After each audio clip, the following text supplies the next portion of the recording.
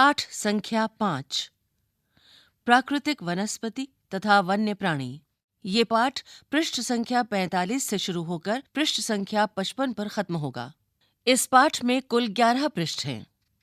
पृष्ठ संख्या 45।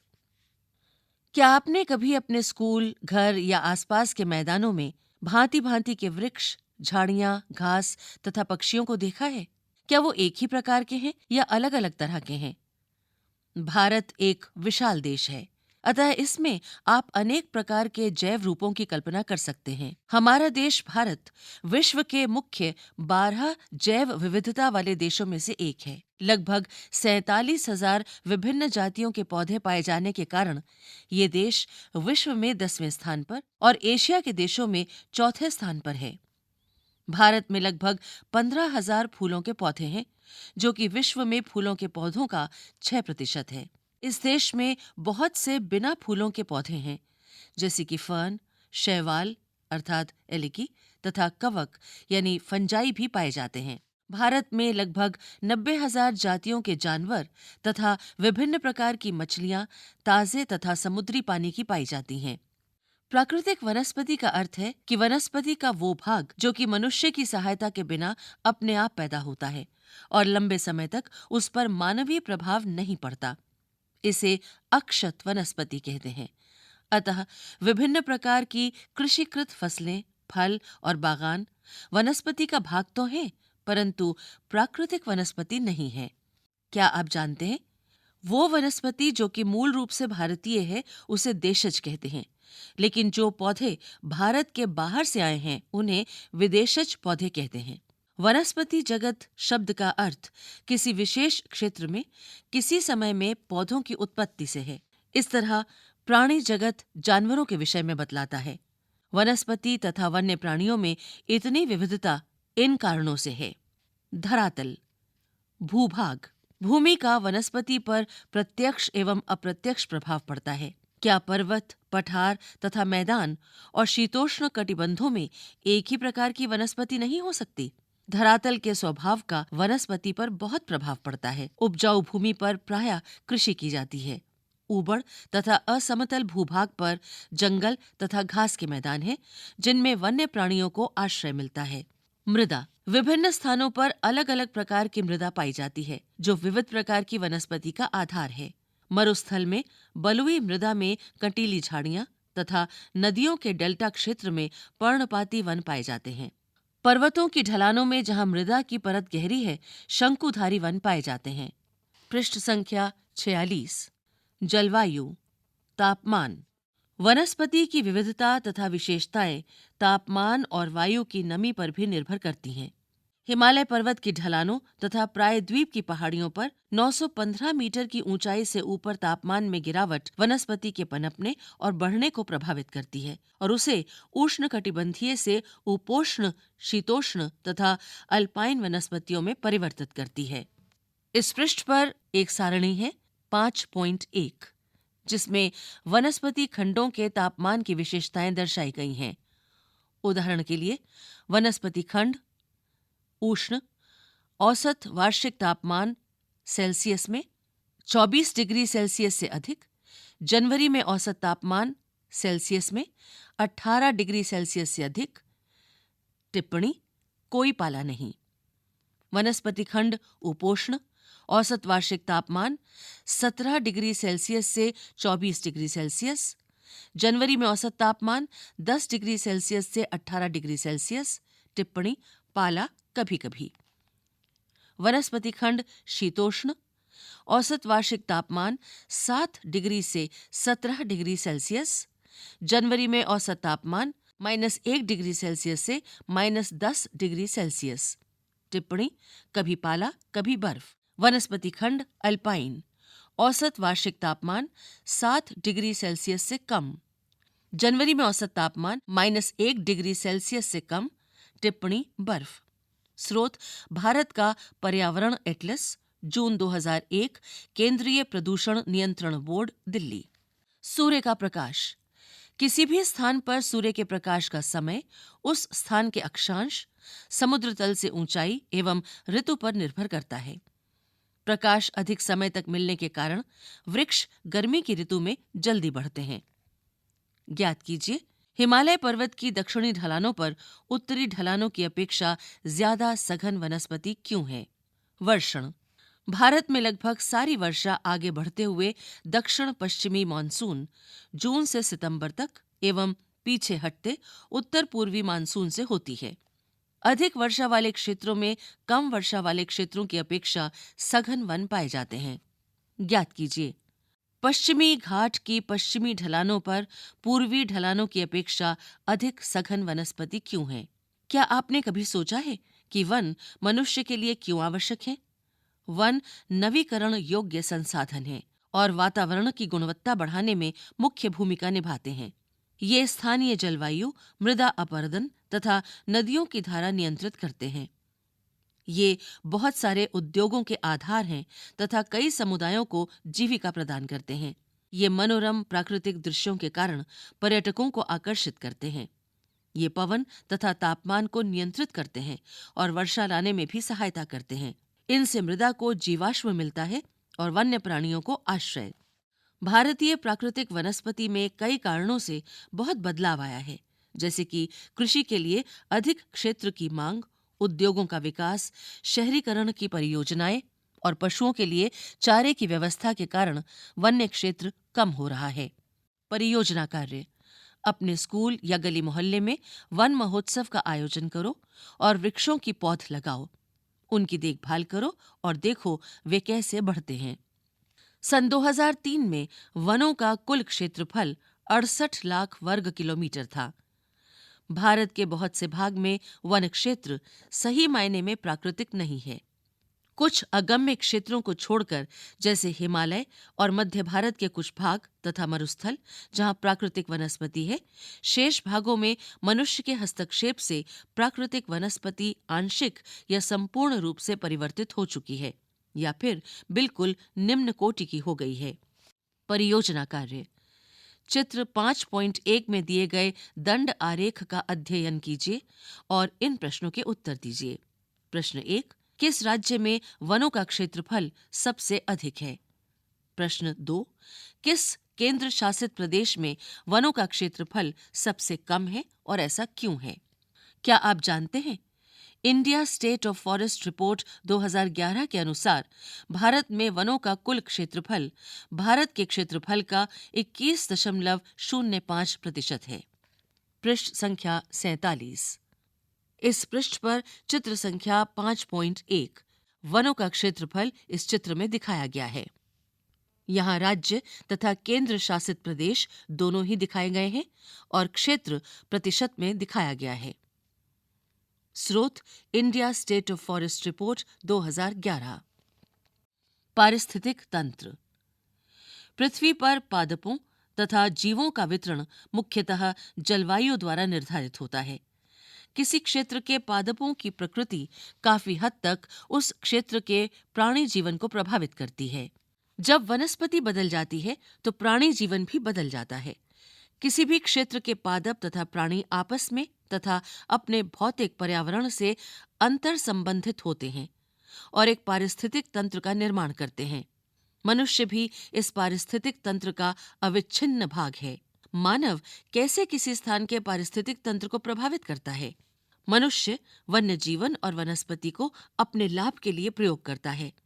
मनुष्य अपने लालच के कारण इन संसाधनों का अधिकतम प्रयोग करता है। वो वृक्षों को काटकर और जानवरों को मारकर पारिस्थितिक तंत्र में असंतुलन पैदा करता है। परिणाम स्वरूप कुछ प्रजातियों के विलुप्त होने का भय होता है। क्या आप जानते हैं कि धरातल पर एक विशिष्ट प्रकार की वनस्पति या प्राणी जीवन वाले विशाल पारिस्थितिक तंत्र को जीवोम यानी बायोम कहते हैं। जीवोम की पहचान पादप पर आधारित होती है। वनस्पति के प्रकार। हमारे देश में कई प्रकार की प्राकृतिक वनस्पतियां पाई जाती हैं। इनका एक विवरण चित्र संख्या 5.3 में है। यहाँ उष्णकटिबंधीय सदाबहार वन, उष्णकटिबंधीय पर्णपाती वन, उष्णकटिबंधीय कंटीले वन तथा झाड़ियां, पर्वतीय वन, मैंग्रोव इत्यादि दिखाए गए हैं। चित्र संख्या 5.2, इसमें उष्णकटिबंधीय सदाबहार वन दिखाए गए हैं। स्थल परत 1.5 मीटर, झाड़ी परत 5 मीटर, नवीन वृक्ष 20 मीटर, वितान परत 40 मीटर, निर्गत परत 60 मीटर, अधिकतम ऊंचाई। पृष्ठ संख्या 48। चित्र संख्या 5.3, इस चित्र में भारत की प्राकृतिक वनस्पति को दिखाया गया है। सबसे पहले उष्णकटिबंधीय सदाबहार वन। जो क्षेत्र उष्णकटिबंधीय सदाबहार वन में आते हैं वे इस प्रकार हैं: महाराष्ट्र, कर्नाटक, केरल, तमिलनाडु के तटीय भाग, इनके अलावा पश्चिम बंगाल, असम, मेघालय, मणिपुर, त्रिपुरा, ये सभी उष्णकटिबंधीय सदाबहार वन क्षेत्रों में आते हैं। इसके पश्चात उष्णकटिबंधीय पर्णपाती वन। इनमें पंजाब और हरियाणा का कुछ भाग, दिल्ली, उत्तर प्रदेश, बिहार, झारखंड, छत्तीसगढ़, पश्चिम बंगाल का कुछ भाग, ओडिशा, तेलंगाना, आंध्र प्रदेश, तमिलनाडु, कर्नाटक का कुछ भाग, महाराष्ट्र और मध्य प्रदेश राज्य हैं। इसके बाद पर्वतीय वन क्षेत्र। पर्वतीय वन क्षेत्र में आते हैं जम्मू कश्मीर, हिमाचल, उत्तराखंड और अरुणाचल प्रदेश राज्य। मैंग्रोव वन में पश्चिम बंगाल, ओडिशा और आंध्र प्रदेश के कुछ भाग आते हैं। उष्णकटिबंधीय कटीले वन, इनमें पंजाब, हरियाणा, राजस्थान, गुजरात और इनके अलावा महाराष्ट्र, आंध्र प्रदेश और कर्नाटक के कुछ भाग भी आते हैं। पृष्ठ संख्या 49। उष्णकटिबंधीय वर्षा वन। ये वन पश्चिमी घाटों के अधिक वर्षा वाले क्षेत्रों, लक्षद्वीप, अंडमान और निकोबार द्वीप समूहों, असम के ऊपरी भागों तथा तमिलनाडु के तट तक सीमित हैं। ये उन क्षेत्रों में भलीभांति विकसित हैं जहां 200 सेंटीमीटर से अधिक वर्षा के साथ एक थोड़े समय के लिए शुष्क ऋतु पाई जाती है।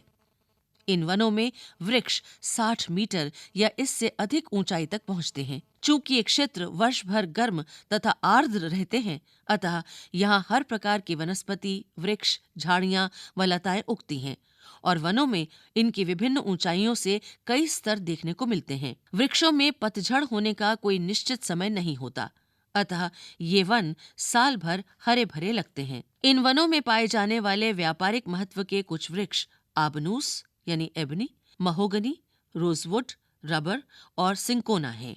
इन वनों में सामान्य रूप से पाए जाने वाले जानवर हाथी, बंदर, लेमूर और हिरण हैं। एक सींग वाले गैंडे असम और पश्चिमी बंगाल के दलदली क्षेत्र में मिलते हैं। इसके अतिरिक्त इन जंगलों में कई प्रकार के पक्षी, चमगादड़ तथा कई रेंगने वाले जीव भी पाए जाते हैं। उष्णकटिबंधीय पर्णपाती वन। ये भारत में सबसे बड़े क्षेत्र में फैले हुए वन हैं।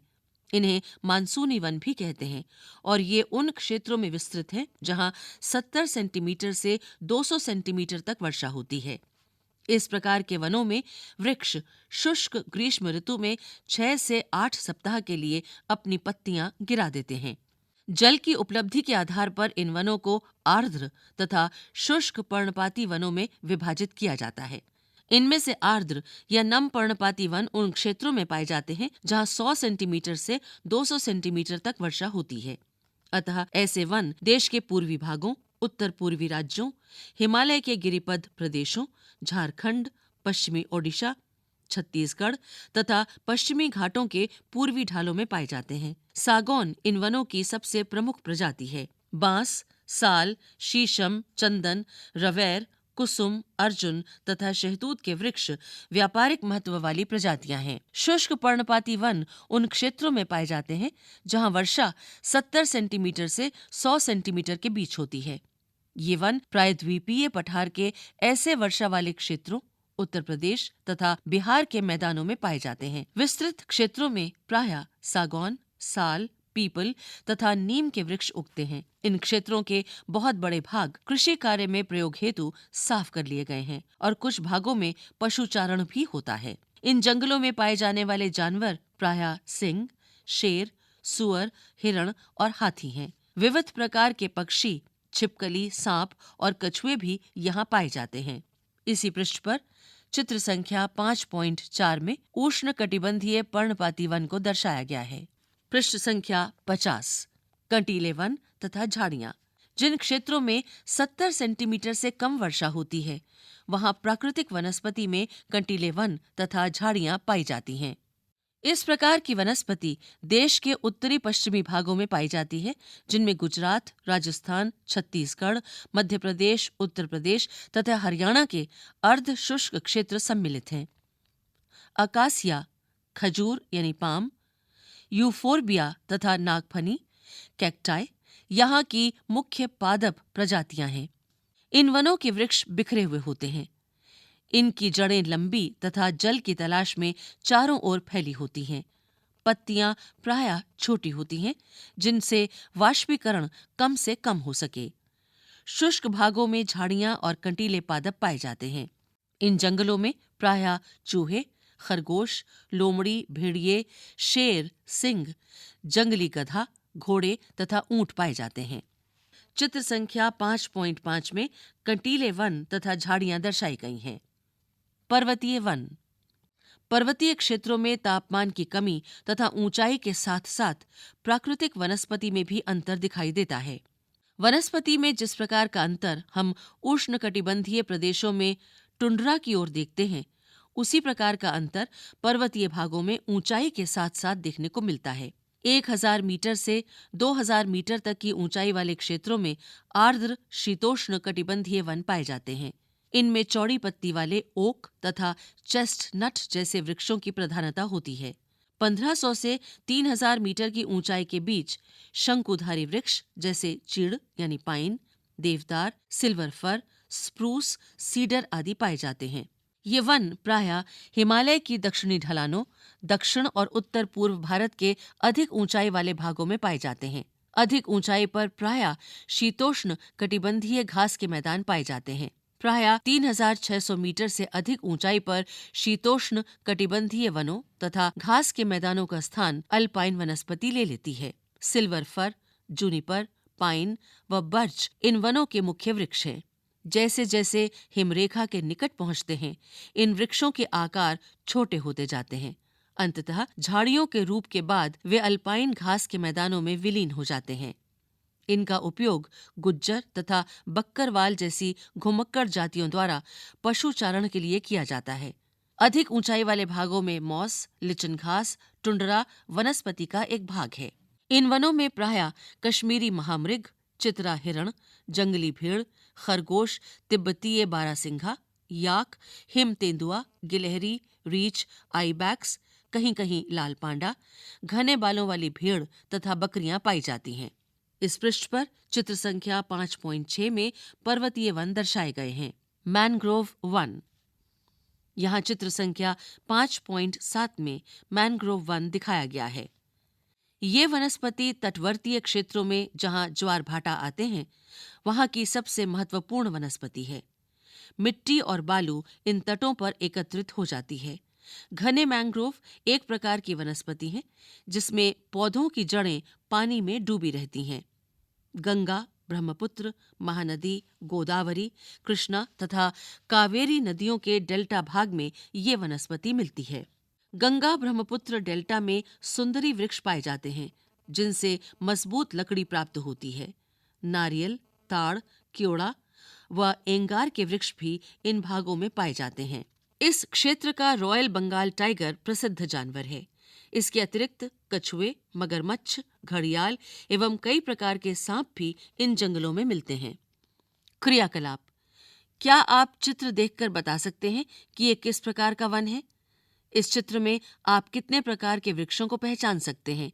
अपने क्षेत्र में पाई जाने वाली वनस्पति तथा इस वनस्पति में आप किस प्रकार की समानता या असमानता पाते हैं?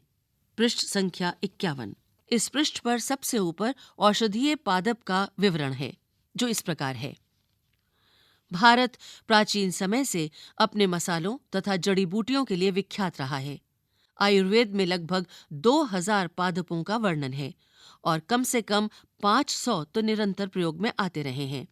विश्व संरक्षण संघ ने लाल सूची के अंतर्गत 352 पादपों की गणना की है, जिसमें से 52 पादप अति संकटग्रस्त हैं और 49 पादपों को विनष्ट होने का खतरा है। भारत में प्रायः औषधि के लिए प्रयोग होने वाले कुछ पादप इस प्रकार हैं: सर्पगंधा, ये रक्तचाप के निदान के लिए प्रयोग होता है और केवल भारत में ही पाया जाता है। जामुन, पके हुए फल से सिरका बनाया जाता है जो कि वायुसारी और मूत्रवर्धक है और इसमें पाचन शक्ति के भी गुण हैं। बीज का बनाया हुआ पाउडर मधुमेह यानी डायबिटीज रोग में सहायता करता है। अर्जुन, ताजे पत्तों का निकाला हुआ रस कान के दर्द के इलाज में सहायता करता है। ये रक्तचाप की नियमितता के लिए भी लाभदायक है। इसके पत्ते आंख की फुंसी के लिए लाभदायक हैं। इससे प्राप्त गोंद का प्रयोग शारीरिक शक्ति की वृद्धि के लिए होता है। नीम, जैव और जीवाणु प्रतिरोधक है। तुलसी पादप, जुकाम और खांसी की दवा में इसका प्रयोग होता है। कचनार, फोड़ा यानी अल्सर व दमा रोगों के लिए प्रयोग होता है। इस पौधे की जड़ और कली पाचन शक्ति में सहायता करती है। अपने क्षेत्र के औषधीय पादपों की पहचान करो। कौन से पौधे औषधि के लिए प्रयोग होते हैं और उस स्थान के लोग उनका कौन सी बीमारियों के लिए प्रयोग करते हैं। प्राकृतिक पारिस्थितिक तंत्र मनुष्य के जीवन के लिए अनिवार्य है।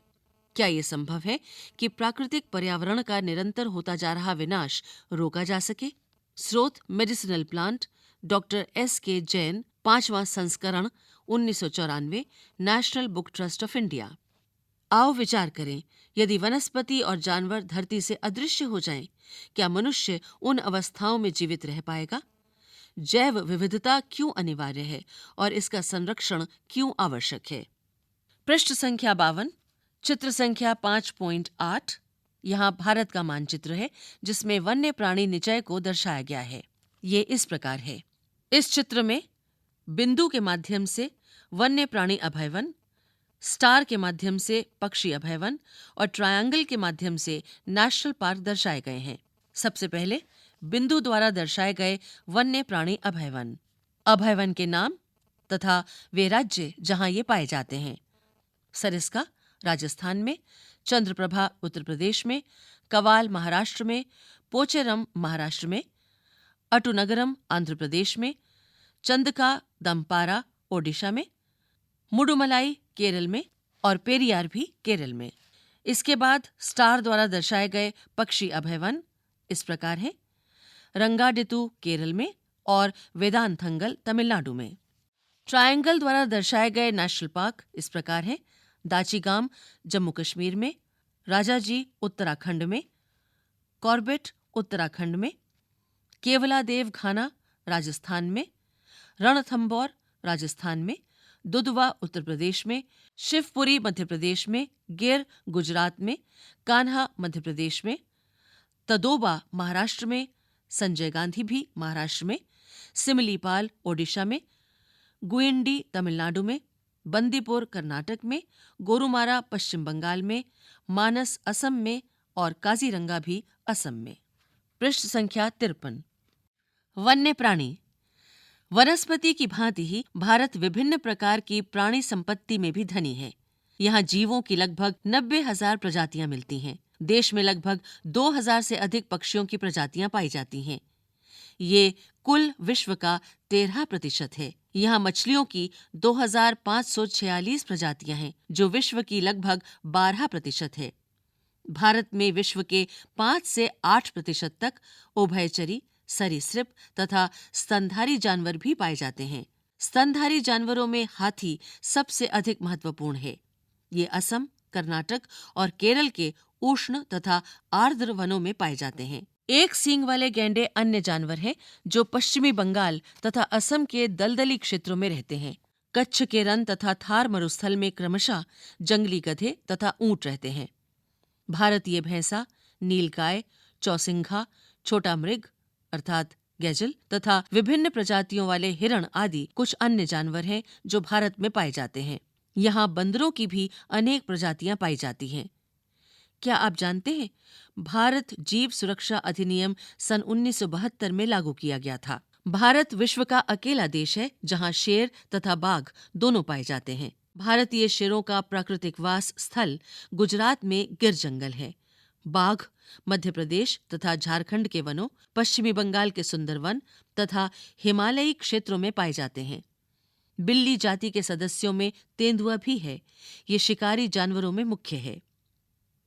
क्या आप जानते हैं, एशियाई शेर केवल गुजरात के गिर जंगलों में पाए जाते हैं। इन शेरों का एक चित्र भी इसी पृष्ठ पर दिया हुआ है। हिमालयी क्षेत्रों में पाए जाने वाले जानवर अपेक्षाकृत कठोर जलवायु को सहन करने वाले होते हैं, जो अत्यधिक ठंड में भी जीवित रहते हैं। लद्दाख की बर्फीली ऊंचाइयों में याक पाए जाते हैं, जो गुच्छेदार सींगों वाला बैल जैसा जीव है, जिसका भार लगभग 1 टन होता है। तिब्बतीय बारासिंघा, भारल यानी नीली भेड़, जंगली भेड़ तथा कियांग यानी तिब्बती जंगली गधे भी यहाँ पाए जाते हैं। कहीं कहीं लाल पांडा भी कुछ भागों में मिलते हैं। नदियों, झीलों तथा समुद्री क्षेत्रों में कछुए, मगरमच्छ और घड़ियाल पाए जाते हैं। घड़ियाल मगरमच्छ की प्रजाति का एक ऐसा प्रतिनिधि है जो विश्व में केवल भारत में पाया जाता है। भारत में अनेक रंग बिरंगे पक्षी पाए जाते हैं। मोर, बतख, तोता, मैना, सारस तथा कबूतर आदि कुछ पक्षी प्रजातियां हैं जो देश के वनों तथा आर्द्र क्षेत्रों में रहती हैं। इस पृष्ठ पर समाचार पत्रों से कुछ कटिंग्स हैं, जिनकी हेडलाइंस और उनके विवरण यहां दिए गए हैं। परियोजना कार्य 1। इन समाचार पत्रों के अंशों में कौन से समाचार महत्वपूर्ण प्रतीत होते हैं? 2। इस प्रकार की संकटग्रस्त प्रजातियों की और सूचनाएं समाचार पत्र और पत्रिकाओं से एकत्र कीजिए। 3। भारत सरकार द्वारा इनके संरक्षण के लिए उठाए गए कदमों के विषय में जानकारी प्राप्त कीजिए। 4। आप संकटग्रस्त जानवर और पक्षियों को बचाने के लिए क्या सहायता कर सकते हैं? पृष्ठ संख्या 54। सबसे ऊपर प्रवासी पक्षियों का एक चित्र है। प्रवासी पक्षी भारत के कुछ दलदली भाग प्रवासी पक्षियों के लिए प्रसिद्ध हैं। शीत ऋतु में साइबेरियन सारस बहुत संख्या में यहाँ आते हैं। इन पक्षियों का एक मनपसंद स्थान कच्छ का रन है। जिस स्थान पर मरुभूमि समुद्र से मिलती है, वहाँ लाल सुंदर कलंगी वाली फ्लेमिंगोए हजारों की संख्या में आती हैं और खारे कीचड़ के ढेर बनाकर उनमें घोंसले बनाती हैं और बच्चों को पालती हैं। देश में अनेकों दर्शनीय दृश्यों में से ये भी एक है। क्या ये हमारी कीमती धरोहर नहीं है? हमने अपनी फसलें जैव विविध पर्यावरण से चुनी हैं, यानी खाने योग्य पौधों के निचय से। हमने बहुत से औषधि पादपों का प्रयोग कर उनका चुनाव किया है। दूध देने वाले पशु भी प्रकृति द्वारा दिए गए बहुत सारे जानवरों में से चुने गए हैं। जानवर हमें बोझा ढोने, कृषि कार्य तथा यातायात के साधन के रूप में मदद करते हैं। इनसे मांस एवं अंडे भी प्राप्त होते हैं। मछली से पौष्टिक आहार मिलता है। बहुत से कीड़े मकोड़े फसलों, फलों और वृक्षों के परागण में मदद करते हैं और हानिकारक कीड़ों पर जैविक नियंत्रण रखते हैं। प्रत्येक प्रजाति का पारिस्थितिक तंत्र में योगदान है, अतः उनका संरक्षण अनिवार्य है। जैसा आपने पहले सुना कि मनुष्यों द्वारा पादपों और जीवों के अत्यधिक उपयोग के कारण पारिस्थितिक तंत्र असंतुलित हो गया है। लगभग 1300 पादप प्रजातियां संकट में हैं तथा 20 प्रजातियां विनष्ट हो चुकी हैं। काफी वन्य जीवन प्रजातियां भी संकट में हैं और कुछ विनष्ट हो चुकी हैं। पारिस्थितिक तंत्र के असंतुलन का मुख्य कारण लालची व्यापारियों का अपने व्यवसाय के लिए अत्यधिक शिकार करना है। रासायनिक और औद्योगिक अपशिष्ट तथा तेजाबी जमाव के कारण प्रदूषण, विदेशी प्रजातियों का प्रवेश, कृषि तथा निवास के लिए वनों की अंधाधुंध कटाई पारिस्थितिक तंत्र के असंतुलन का कारण है। अपने देश की पादप और जीव संपत्ति की सुरक्षा के लिए सरकार ने कई कदम उठाए हैं। 1. देश में 14 जीव मंडल निचय अर्थात आरक्षित क्षेत्र स्थापित किए गए हैं। इनमें से 4 सुंदरवन पश्चिम बंगाल, नंदा देवी उत्तराखंड, मन्नार की खाड़ी तमिलनाडु और नीलगिरी केरल, कर्नाटक तथा तमिलनाडु की गणना विश्व के जीव मंडल निचय में की गई है। 14 जीव मंडल निचय अर्थात आरक्षित क्षेत्र इस प्रकार हैं: सुंदरवन, मन्नार की खाड़ी, नीलगिरी, नंदा देवी, नाकरेक, ग्रेट निकोबार, मानस, सिमिलीपाल, दिहांग दिबांग, डिब्रू साइखवोवा, अगत्य मलाई, कंचनजुंगा, पंचमढ़ी और अचनकमर अमरकंटक। 2. सन 1992 से सरकार द्वारा पादप उद्यानों को वित्तीय तथा तकनीकी सहायता देने की योजना बनाई गई है। 3. शेर संरक्षण, गैंडा संरक्षण, भारतीय भैंसा संरक्षण तथा पारिस्थितिक तंत्र के संतुलन के लिए कई योजनाएं बनाई गई हैं। 4. नवासी नेशनल पार्क, 490 वन्य प्राणी अभय वन और कई चिड़ियाघर राष्ट्र की पादप और जीव संपत्ति की रक्षा के लिए बनाए गए हैं। हम सभी को अपनी अति जीविता के लिए प्राकृतिक पारिस्थितिक तंत्र के महत्व को समझना चाहिए। ये तब संभव है जब प्राकृतिक पर्यावरण का अंध विनाश तत्काल समाप्त कर दिया जाए।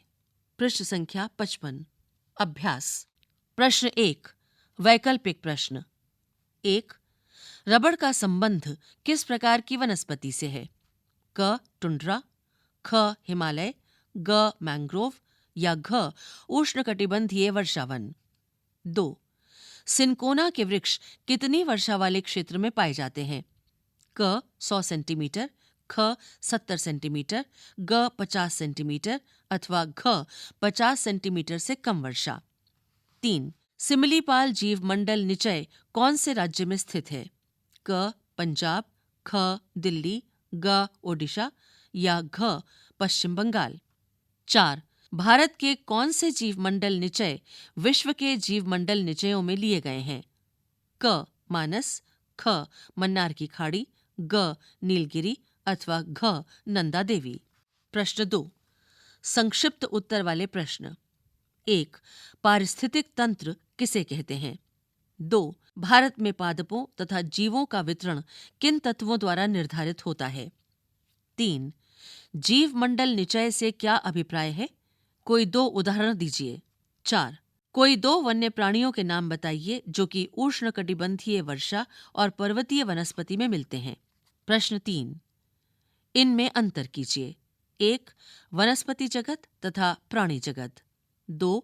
सदाबहार और पर्णपाती वन।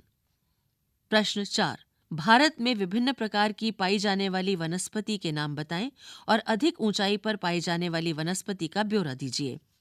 5. भारत में बहुत संख्या में जीव और पादप प्रजातियां संकटग्रस्त हैं। उदाहरण सहित कारण दीजिए। 6. भारत वनस्पति जगत तथा प्राणी जगत की धरोहर में धनी क्यों है? मानचित्र कौशल। भारत के मानचित्र पर इन्हें दिखाएं और अंकित करें। 1. उष्णकटिबंधीय वर्षावन। 2. उष्णकटिबंधीय पर्णपाती वन। 3. 2 जीवमंडल निचय भारत के उत्तरीय, दक्षिणीय, पूर्वी और पश्चिम भागों में। परियोजना कार्य। 1. अपने पड़ोस में पाए जाने वाली कुछ औषधि पादप का पता लगाएं। 2. किन्हीं 10 व्यवसायों के नाम ज्ञात करो जिन्हें जंगल और जंगली जानवरों से कच्चा माल प्राप्त होता है। 3. वन्य प्राणियों का महत्व बताते हुए एक पद्यांश या गद्यांश लिखिए। 4. वृक्षों का महत्व बताते हुए एक नुक्कड़ नाटक की रचना करो और उसका अपने गली मोहल्ले में मंचन करो। 5. अपने या अपने परिवार के किसी भी सदस्य के जन्मदिन पर किसी भी पौधे को लगाइए और देखिए कि वो कैसे बड़ा होता है और किस मौसम में जल्दी बढ़ता है।